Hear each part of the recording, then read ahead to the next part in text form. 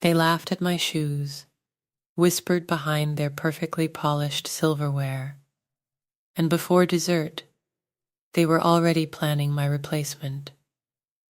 I didn't know it at the time, but that moment, standing quietly in their marble-floored dining room, clutching my purse like a shield, was the beginning of something that would change everything. I remember the sound of their laughter echoing in my ears, a soft, mocking ripple that seemed almost polite on the surface, but carried a weight that made the walls feel tighter, the chandeliers brighter, and the air heavier.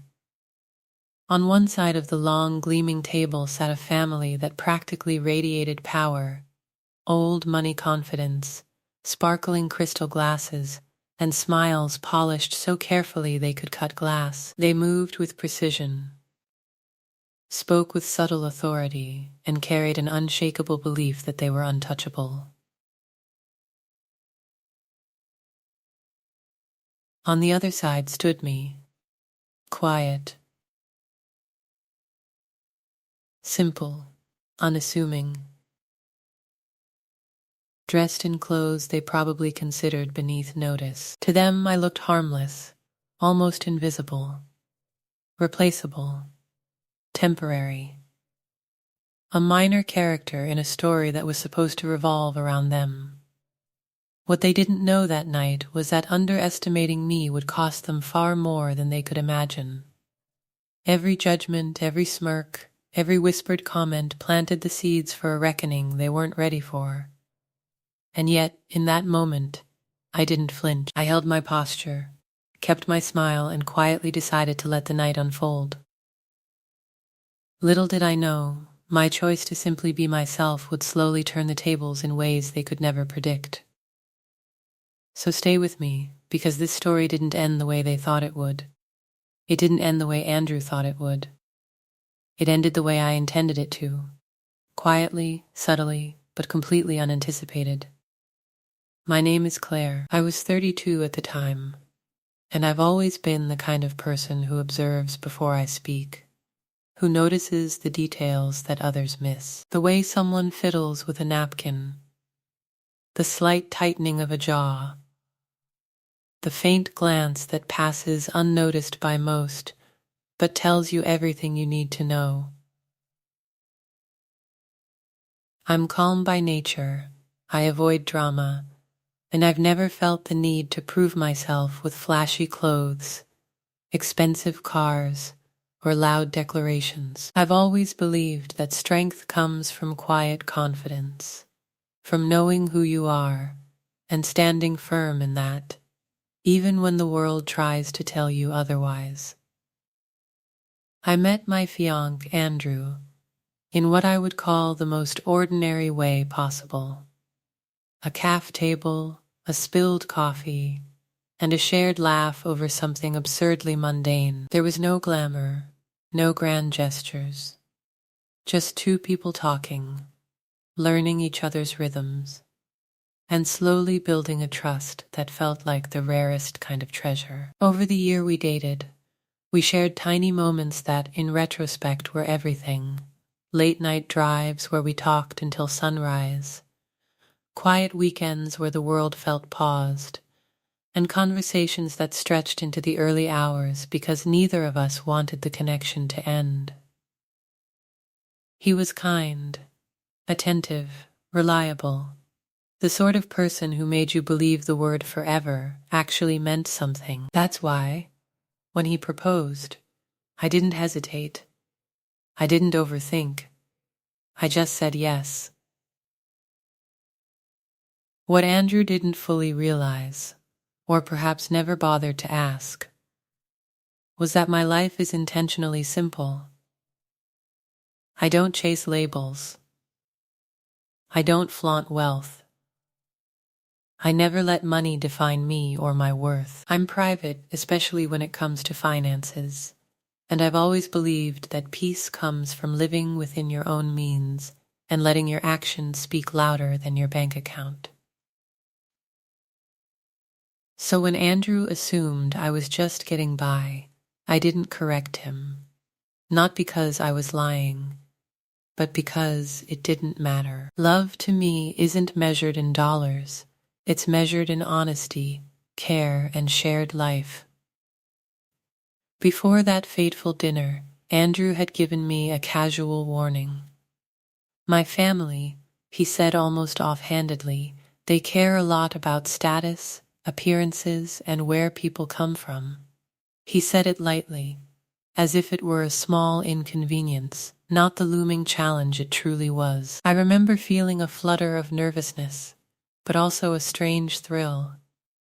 This was my first real test in their world, a world that had nothing to do with me, and yet would become the stage for everything I was about to reveal, without anyone suspecting it. On the drive to their estate, I kept rehearsing scenarios in my head, not to impress, but to prepare myself to be grounded, composed, and authentic. I thought about their marble floors, their glinting silverware, their likely opinions about me before I even arrived. I imagined the unspoken questions behind their polite smiles. Where does she come from? What does she do? What does she own? And I made a quiet promise. I would go exactly as I was. Polite, respectful, simple, honest. No pretending. No borrowing items to fit a false narrative. No trying to impress or earn approval through anything other than my presence. I remember arriving and taking a moment to just breathe at the front steps, looking up at the house that seemed to embody every expectation they had of people like me. The walls were pristine, the gardens manicured, fountains glinting in the sun.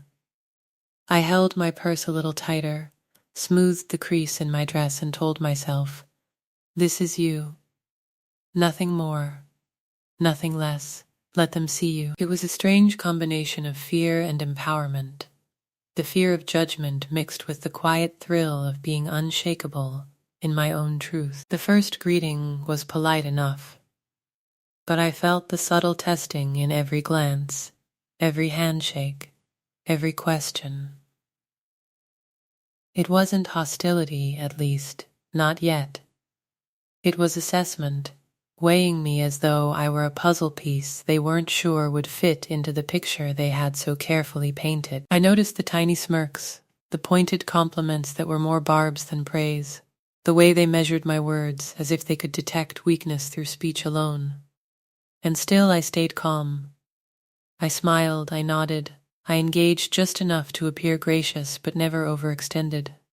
I didn't know that the night would escalate in ways I could never have predicted, that every judgment they passed, every whispered glance they exchanged would start to unravel a story they thought they controlled. I didn't know yet that my quiet, unassuming presence would slowly reveal more about them than I had planned. But I did know one thing. I wasn't going to change. I wasn't going to play the game they expected me to play. And I wasn't going to let anyone define my worth or my place at that table. That simple decision, to be myself, was the first domino in a chain of events that would leave them stunned, exposed, and completely unprepared. By the time dessert arrived, the cracks were already forming. The laughter at my shoes, the side glances, the murmured commentary, all of it felt small, almost trivial, except it wasn't. It was the start of a story that would turn every expectation upside down. And I remember thinking as I sat there quietly, sipping my water, this is only the beginning. They have no idea what's coming next. I remember the moment I pulled up to Andrew's family estate, as if it were etched into my memory in high definition. The driveway curved like a ribbon of black glass, lined with perfectly sculpted hedges, their edges sharp enough to cut. A grand fountain erupted at the center, water dancing and sparkling in the winter sun, reflecting off the polished stone like liquid diamonds.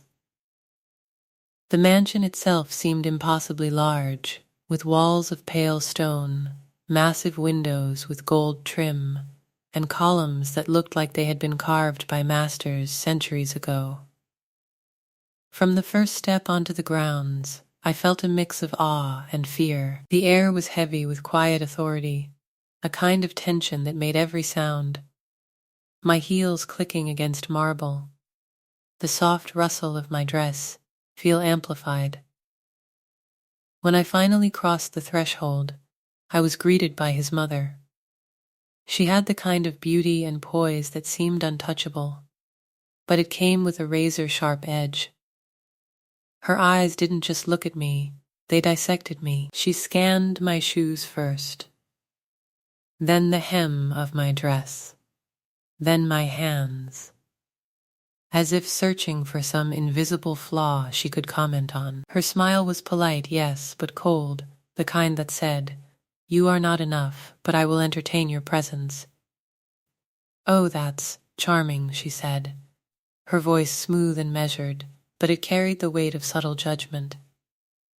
Next, his sister made her entrance, a whirlwind of confidence and flamboyance.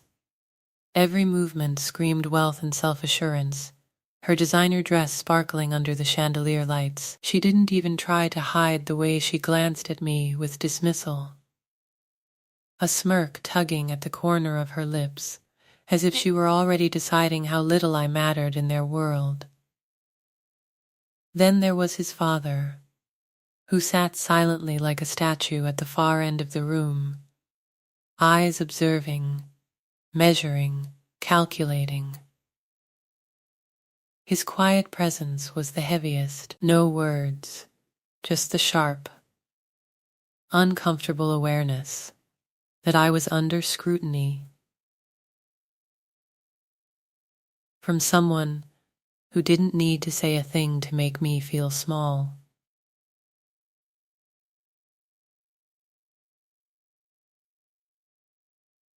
Almost immediately, the subtle humiliations began to unfold. The mother couldn't resist commenting on my clothes, saying things like "how quaint or interesting choice," in that soft, cutting way that made me want to shrink into myself. The sister peppered the conversation with sly comparisons, referencing women who had come before me, women who apparently had better taste or more refinement. And then came the questions about my career, thinly veiled tests designed to belittle rather than inquire. "Oh, so you work there, and you enjoy it?"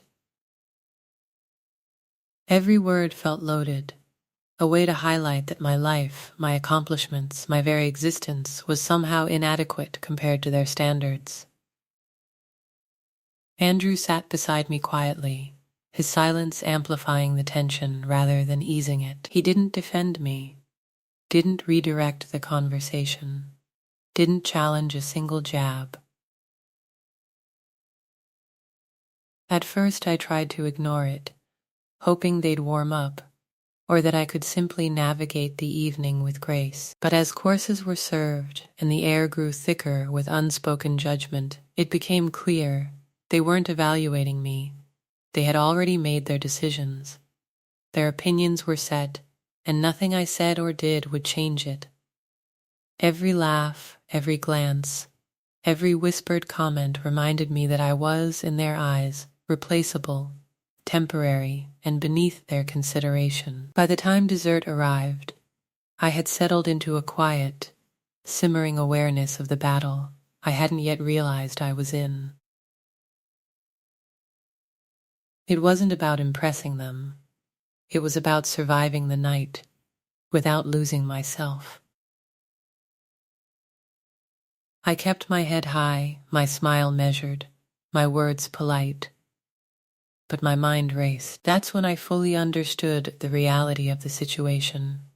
They had already judged me, boxed me into their expectations, and assumed they knew my limits.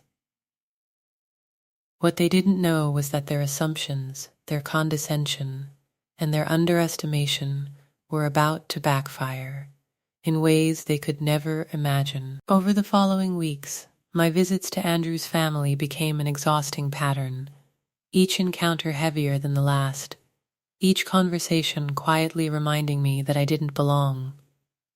Their mansion, which had first felt impressive, now loomed over me like a gilded cage, each marble floor, towering column, and sparkling chandelier a silent proclamation. This was a world I was expected to admire, not inhabit. The rooms smelled faintly of expensive perfume and polished wood, the walls lined with portraits of ancestors and achievements that seemed to mock my simple life. It wasn't just the wealth, it was the air of entitlement, the invisible hierarchy that placed me firmly at the bottom.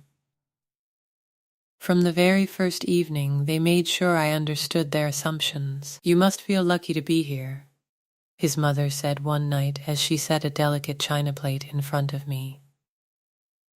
Her voice syrupy sweet, but sharp enough to cut. Every remark about my clothing, my modest accessories, or my humble upbringing carried the weight of judgment, a subtle insistence that I should be grateful just for breathing their rarefied air. His sister, always perfectly coiffed and sharply witty, had a way of letting her gaze linger on me just long enough to make me self-conscious. "Oh, you didn't get that from Paris, I can tell," she said once, flicking her hand at my plain scarf. It was meant to be playful, but the undertone was clear. I was lesser. His father, a quiet man of few words, watched from across the table, an unreadable expression on his face, like a judge weighing my worth with each polite nod I offered. I chose silence as my armor. I smiled, I nodded, I kept my tone gentle, even warm. But I was observing everything. The subtle glances, the whispered comments,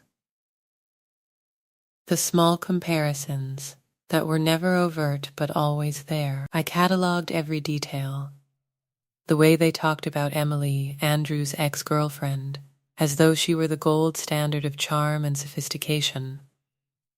The way they praised her endlessly in casual conversation, mentioning her name almost casually but with unmistakable reverence. Emily would have known exactly how to handle this, his sister said during a brunch. The words sticking in my chest like thorns. Every compliment about her was a quiet insult to me. Every recollection of her beauty and poise a reminder that in their eyes, I would always be just a placeholder. Andrew remained a silent observer, and this made the situation worse. I loved him, and I wanted to believe in his support, but his passivity, his polite nods instead of words of defense, felt like abandonment. Each interaction became a test of my patience, of my ability to endure without complaint.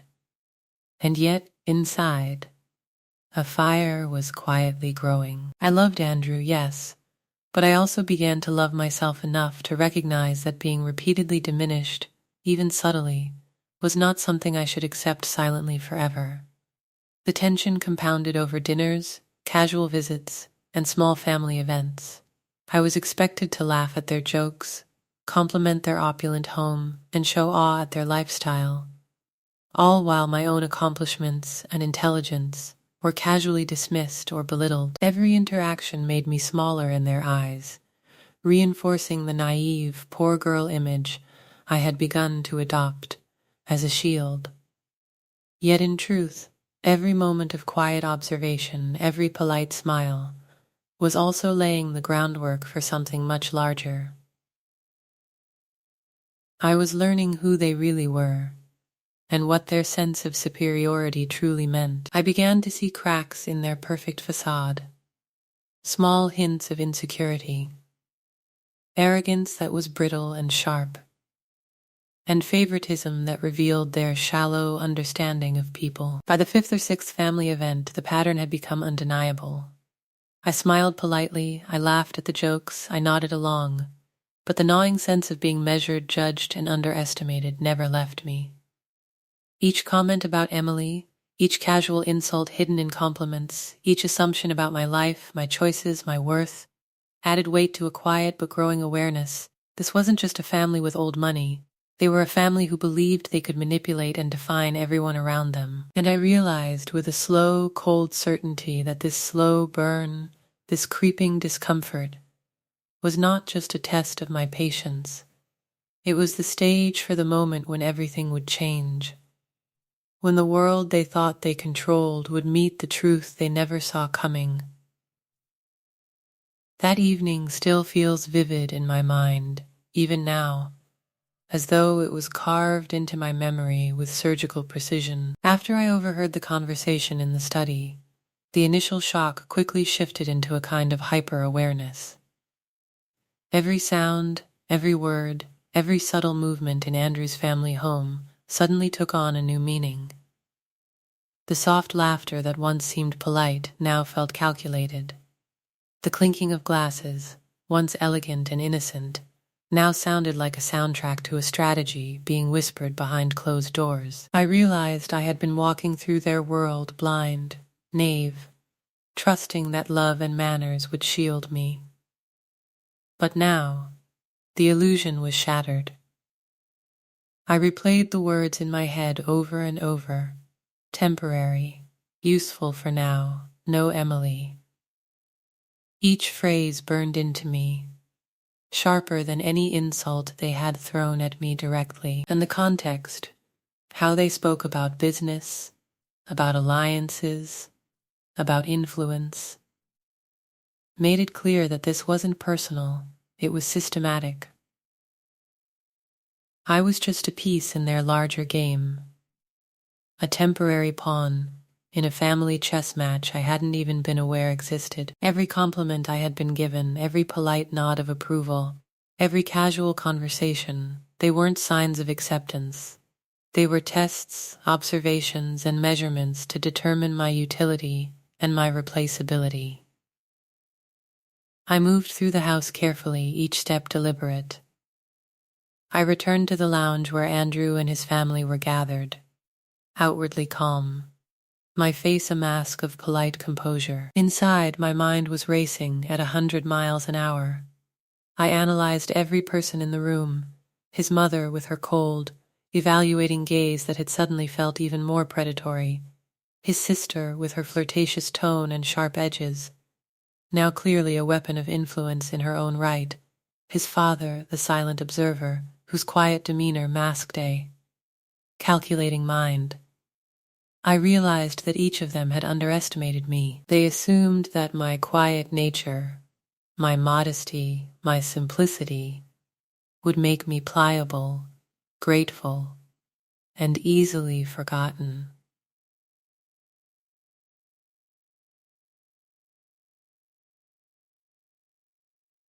They were wrong.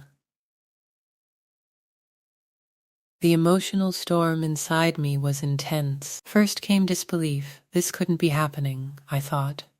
Next came hurt, a deep, almost physical ache.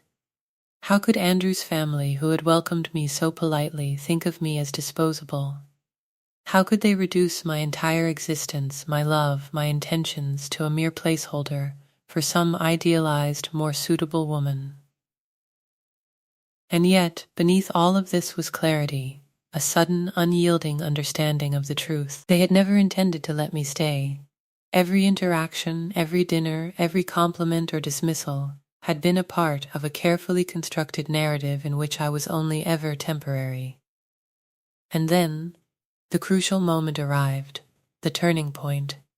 I realized that naivety, trust, and hope alone would no longer serve me. I couldn't afford to simply be hurt or shocked. I needed to act, to observe, to plan. My silence became deliberate. Every smile I gave, every word I spoke, was now strategic. The girl who had once hoped to be liked, to belong, to fit in with Andrew's family, was gone. In her place was someone who understood the rules of their game and was preparing to turn those rules on their head. I began to see the chessboard clearly, the arrogance of his mother, the subtle manipulations of his sister, the passive compliance of Andrew himself.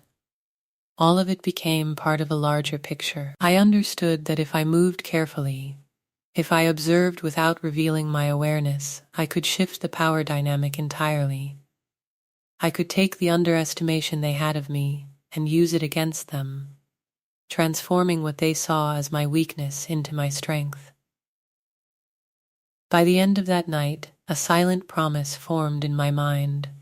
I would no longer be the naive, quiet girl who allowed others to dictate her worth. I would play their game, but on my terms.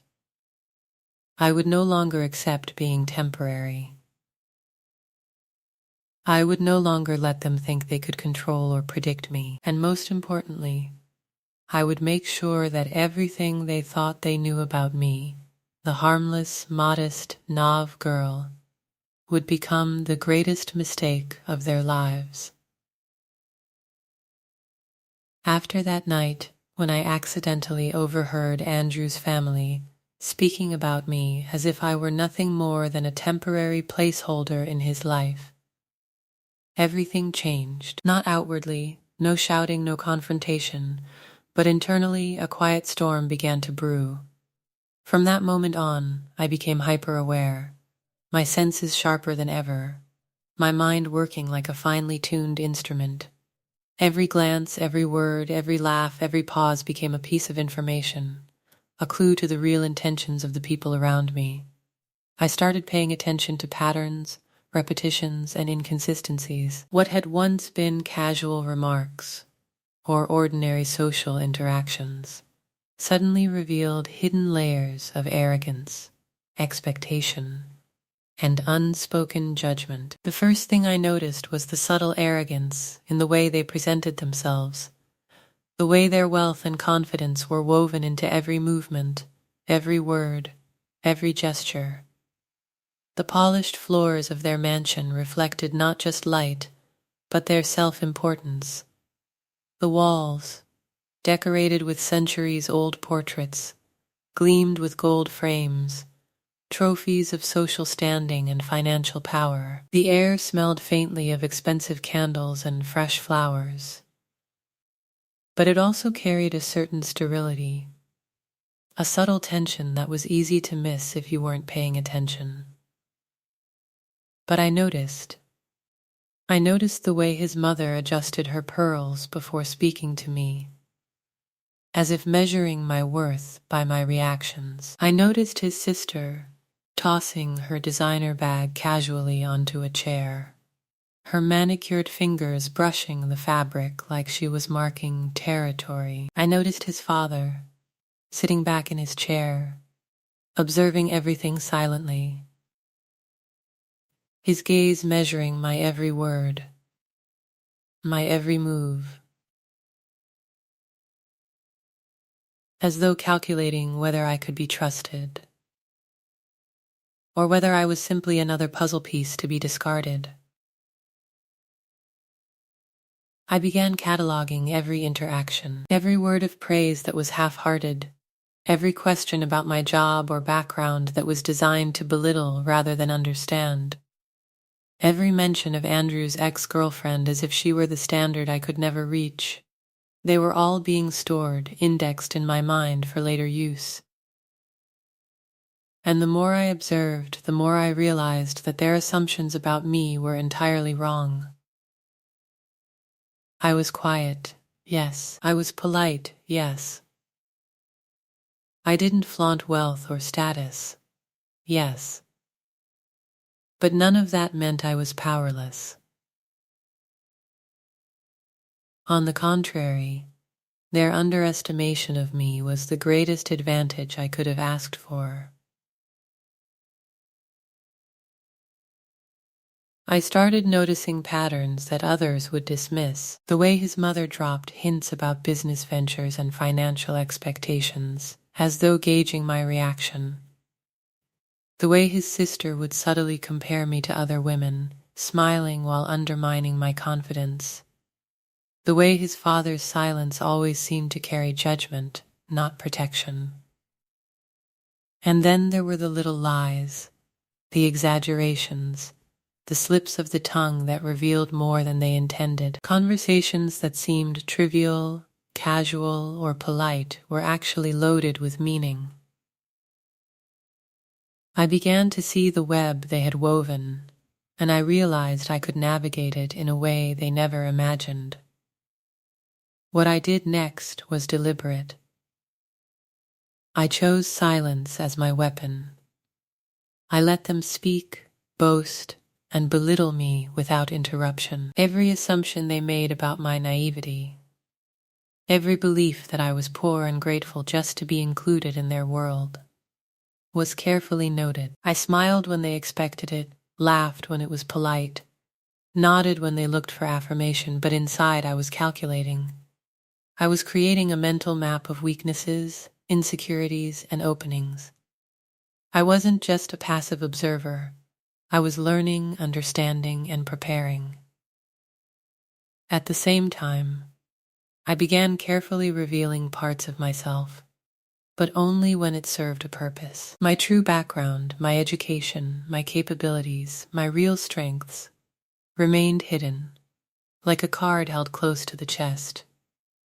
They assumed simplicity, they assumed gratitude, they assumed they controlled the narrative. But I had been quietly rewriting the script in my mind. Every slight, every insult, every comparison was fueling a growing clarity in me. I wasn't naive. I wasn't helpless. I wasn't the girl they thought they could manipulate. I was patient. I was observant. And I was preparing for the perfect moment to reveal the truth on my terms. The engagement party announcement became the focal point of my strategy. The family treated it as a stage to display their wealth, status, and control. They discussed it with pride, chandeliers, gourmet catering, endless floral arrangements, crystal glasses, champagne fountains.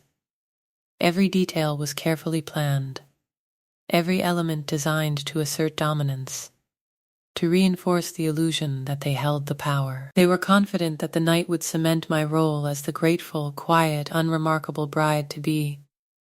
Little did they know that night would reveal a very different reality. In the weeks leading up to the party, I immersed myself in observation like never before.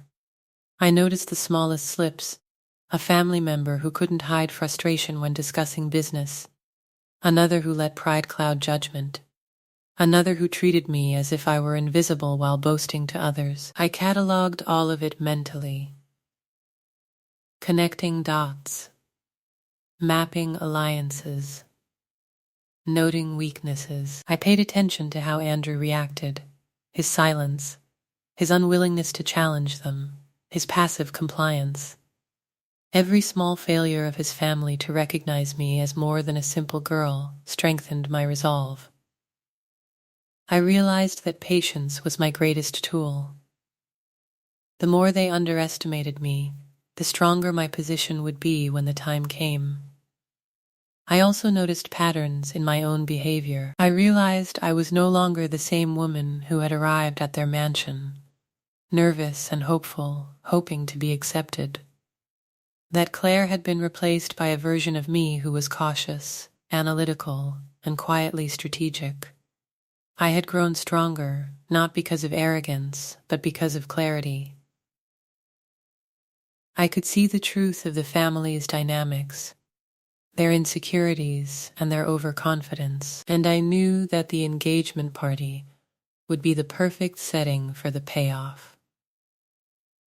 The moment where my patience and careful preparation would finally meet opportunity. Throughout this period, I became a master of subtlety.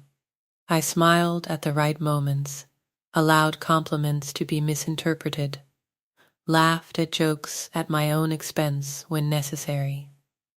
all while storing information and creating leverage in my mind. Every casual remark about money, career, or appearance was filed away. Every comparison to the ex-girlfriend, every subtle jab, every patronizing comment became a thread I would later pull to unravel the narrative they thought they controlled. I learned to move in the background like a shadow, unnoticed, underestimated, and completely in control. And as the engagement party approached, the sense of suspense became almost tangible. The family was confident, buzzing with anticipation, blind to the storm that had been quietly forming. They thought the night was about celebrating love, about cementing appearances, about showing the world that they had chosen well. But in reality, that night was about precision, strategy, and revelation. I was ready. I had been preparing, quietly, deliberately, and strategically. They believed they were teaching me a lesson, showing me my place, and asserting control. They had no idea that every slight, every assumption, every casual insult had been woven into a plan that I was now prepared to execute. They thought they controlled the narrative, but I had been quietly rewriting it from the shadows, and the moment of truth was about to arrive. By the time the night of the party came, I wasn't just a participant, I was the unseen architect of what was to come. My quiet preparation had transformed me from the underestimated, polite, naive girl into someone who understood the game, had catalogued every weakness, and was ready to move with precision. I smiled to myself at the thought that, while they celebrated wealth, status, and appearances, the real game had been quietly, meticulously, and cleverly planned for weeks, and I was holding all the cards. They had thought it was a night about love, about celebration, about appearances. But it was not. It was about strategy, patience, and the moment when the underestimated girl would finally step out of the shadows, and no one would see it coming.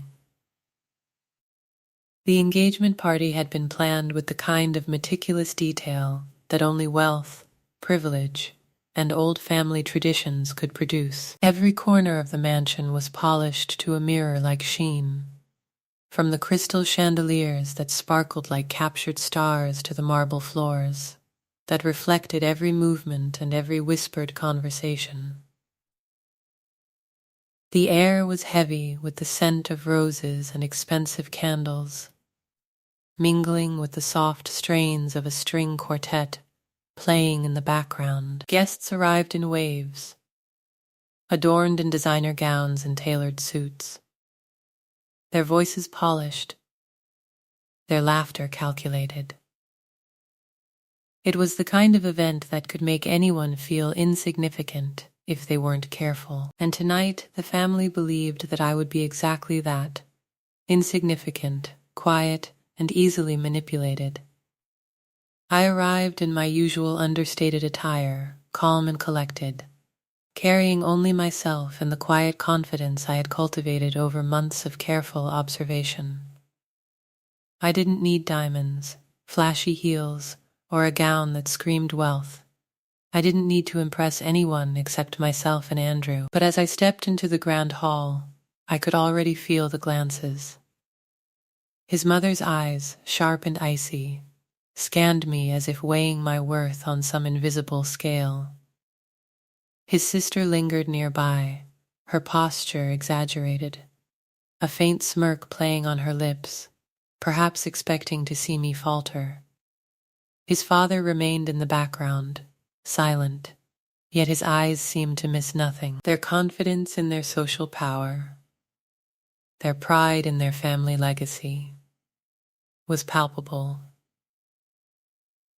And so was their certainty that I was nothing more than a temporary, charming distraction. The evening began predictably, with polite greetings and the clinking of glasses. Guests complimented the decorations, the food, the exquisite selection of wines, and, of course, Andrew. But I felt no need to pretend, to conform, to play the role they had scripted for me. I observed quietly, noting every interaction, every subtle jab disguised as a casual remark. "You're so lucky to be here," his mother murmured to me, as if reminding me of my place in the hierarchy. "Not everyone gets the opportunity to be part of a family like ours." The words were meant to humble me, to make me feel small, but instead they ignited a quiet resolve within me. I simply smiled, nodding politely, letting them underestimate me further. As the night wore on, I moved among the guests with calm composure, my presence understated, but impossible to ignore. Every comment, every glance, every comparison to Andrew's ex-girlfriend, whose name was mentioned far too frequently, was absorbed and stored carefully in my mind. The ex had been everything they considered perfect, elegant, wealthy, poised, and, according to their constant praise, the right kind of woman for Andrew. They painted a picture of her as flawless, and in doing so, they unwittingly revealed just how much their approval relied on superficial measures. Each mention of her name, each subtle suggestion that I was different, added layers to the narrative they believed they controlled. Then came the subtle yet deliberate provocations, questions about my career and ambitions, framed to highlight my supposed simplicity. "So, what exactly do you do all day?"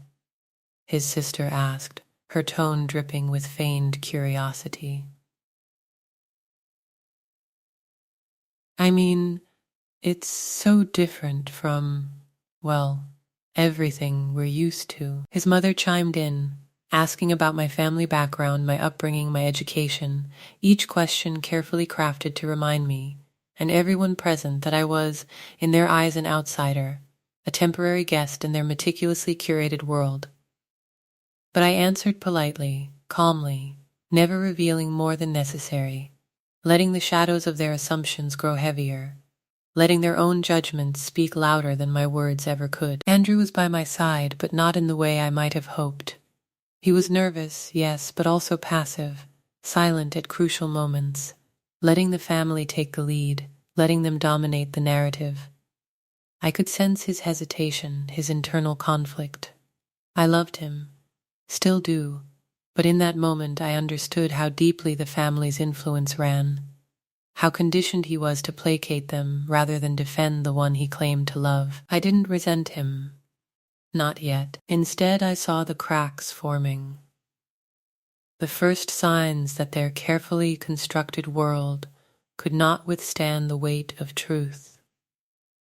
It was during the toast, as the family raised their glasses to celebrate love, legacy, and unity,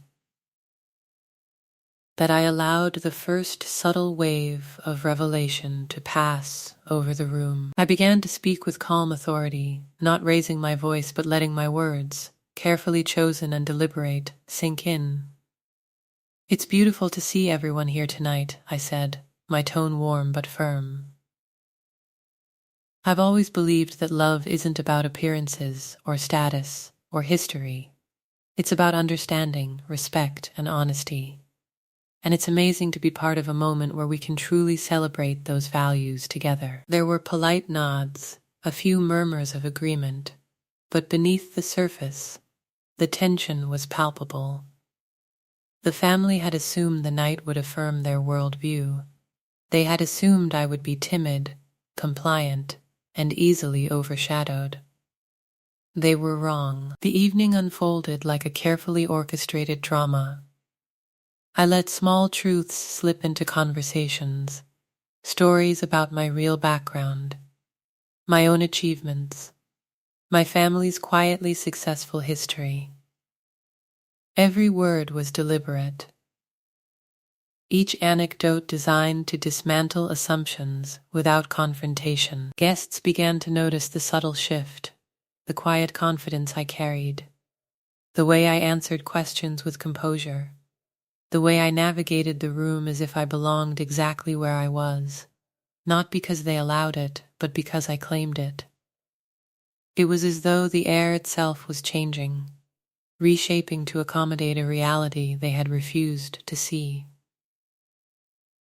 And then the final moment arrived. In a private corner of the hall, the mother and sister cornered Andrew, attempting to assert their control, to maintain the illusion that I was still under their judgment. I approached, calm but deliberate, and in a few sentences revealed the truths they had tried to bury, their manipulation, their favoritism toward the ex, their assumptions about my intentions and capabilities. Each revelation landed like a precise note in a symphony of exposure, and as their expressions shifted from shock to panic, I felt a quiet satisfaction, not vindictiveness, but justice. The game they had tried to play had been turned on its head, and they had no moves left. Andrew's reaction was immediate. His eyes widened, his face flushed with a mix of embarrassment and realization. He finally understood the depth of my patience, my intelligence, and my resolve. In that instant, he saw me not as the naive, modest girl he had assumed, but as a woman who had navigated an entire web of subtle cruelty and manipulation with grace, strategy, and power. I had protected myself, upheld my dignity, and exposed the truth, all without raising my voice, without anger, without losing composure. The silence that followed was deafening, but it was a silence of reckoning, of acknowledgement, and ultimately of respect. By the end of the night, the party had shifted from a celebration of wealth and appearances to a quiet, undeniable acknowledgement of truth. The guests, who had come expecting drama and spectacle, left with an impression they would not forget. The family, once confident in their superiority, now faced the reality of their misjudgment. And I walked away, hand in hand with Andrew, not with a sense of triumph over them, but with a sense of clarity and empowerment that comes only when patience, intelligence, and integrity finally reveal the undeniable truth. I didn't need to shout, to confront, or to force recognition. The truth had done that for me, and in doing so, it had changed everything. For the first time, I felt completely, unshakably free. Walking away from the engagement party that night felt surreal, almost dreamlike. The lights of the mansion receded behind me as I stepped onto the quiet street, the cool air brushing against my face, carrying a scent of winter roses from the meticulously manicured gardens I had left behind. It was as if the world had returned to its natural order, calm and unpretentious, after the storm of judgments, whispers, and thinly veiled cruelty inside those walls. I didn't feel victorious in the way some might expect. There was no gloating, no sense of triumph over others. Instead, there was something far more profound, a quiet, unwavering peace that comes from knowing you've acted with honesty, dignity, and clarity, while the people around you have revealed themselves in all their vanity and prejudice. Their pride had been their undoing, and I had simply allowed truth to unfold without interference. For a long time afterward, I replayed the evening in my mind, not with bitterness or regret, but with curiosity and understanding. Every subtle glance, every snide remark, every whisper about my supposed inadequacies suddenly had a weight and meaning I hadn't fully grasped in the moment. Their judgment wasn't about me at all. It was about themselves, their insecurities, their obsessive need to measure worth in wealth, appearances, and social status. It was shocking to realize that someone could be so confident in their own superiority, yet so blind to character, kindness, and intelligence. The family had treated me like I was a temporary placeholder, a convenient illusion of humility, a poor, naive girl who would be grateful for crumbs of approval. But their assumptions had been dangerously wrong. Their overconfidence, their entitlement, their inability to see beyond surface-level appearances had become the very trap that exposed them. As I walked home that night, each step felt like reclaiming a piece of myself that had been under scrutiny and judgment for far too long. I remembered the cold, calculating glances of the mother, the dismissive smirks of the sister, and the silent, expectant gaze of the father. None of them had suspected that beneath my calm exterior I had been observing, learning, and quietly preparing. I had never needed to prove myself to anyone because I already knew my worth. That clarity was liberating. I realized that in a world obsessed with money, status, and appearances, the quiet, observant, and patient often wield the greatest power. It's not the loud, the flashy, or the aggressive who dictate the outcome. It's the person who waits, who sees, who acts at the right moment, and who refuses to be swayed by superficial judgments. This was also a turning point in how I viewed love. Loving Andrew had always been simple in my heart, uncomplicated by material desires or societal pressures. But this experience taught me that love alone is not enough when it is surrounded by influence and judgment. Respect, equality, and honesty are just as vital as affection. I loved him, yes, but I also realized the importance of boundaries, of protecting my dignity, and of understanding the context of the world around us. It was not about controlling him or his family. It was about refusing to let myself be devalued or made invisible in the process. That awareness gave me a sense of empowerment I had never known before. I could love, but I could also stand strong, independent of the assumptions of others. Walking through the quiet streets that night, I reflected on what had truly been revealed. The family's obsession with appearances and status had blinded them to basic human decency. They had underestimated me at every turn, thinking that my quiet nature, my simplicity, and my lack of flashy wealth were signs of weakness. They didn't realize that true strength often comes in silence, in patience, and in the ability to wait until the right moment to act. They had treated me as a temporary option, a girl who would disappear as easily as she appeared, but in reality, I was more capable, more prepared, and far more aware than they could have imagined. The power of observation, the ability to remain composed while others fumbled in arrogance, and the knowledge of my own worth had become my quiet but unstoppable weapon. I also thought deeply about the lessons this experience taught me about the world.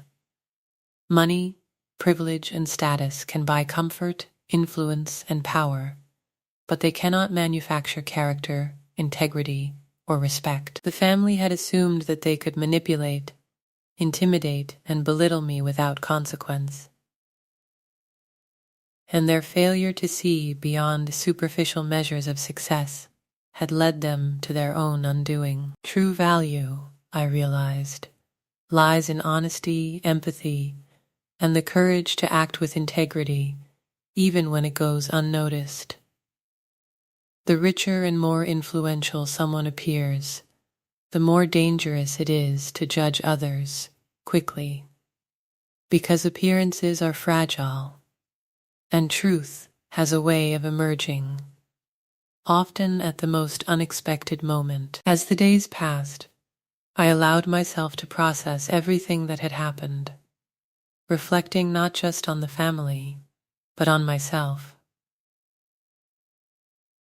I had learned that patience is a form of strength, that observation is a tool more powerful than confrontation, and that the quietest people often hold the loudest influence. I didn't need to raise my voice to make my point. The truth unveiled at the right time had done that for me.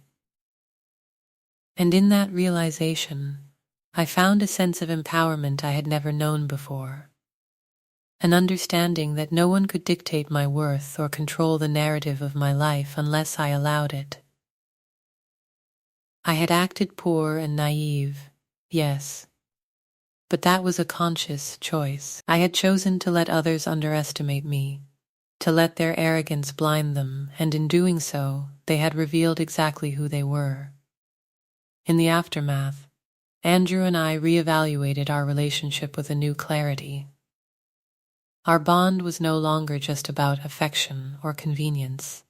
It was about mutual respect, honesty, and the ability to navigate challenges together. I could see the value of partnership that transcends appearances, wealth, and status, built on trust, understanding, and shared principles. The experience had strengthened my love, but it had also sharpened my discernment, teaching me that love alone is insufficient if it's surrounded by judgment, manipulation, and superficial expectations. The moral of this story is undeniable and unforgettable. Never underestimate the quiet, the patient, the observant. Those who seem modest or unassuming may simply be collecting knowledge, refining strategy, and waiting for the perfect moment to reveal their truth. Money, titles, and social privilege do not define character or intelligence, and those who believe they are automatically superior because of wealth are often the most blind and vulnerable to exposure. In allowing the family to believe they held power, I allowed them to display their arrogance and reveal the emptiness behind their pride. They thought they controlled the narrative, but it was my integrity, patience, and self-awareness that ultimately shaped the outcome. If you've ever been judged, dismissed, or underestimated, know this: the quiet ones often have the most profound impact. There is power in observation, strength in restraint, and courage in patience. Share your thoughts, your stories, and your experiences, and remember that the world often underestimates the very people who have the ability to change everything without raising their voice. I acted poor and naive, but through that choice, they revealed who they truly were, and I learned that truth, when wielded with patience and clarity, is far more powerful than confrontation, anger, or revenge. The lessons of respect, dignity, and self-awareness are timeless, and in embracing them, we claim a form of victory that no wealth, status, or judgment can ever take away.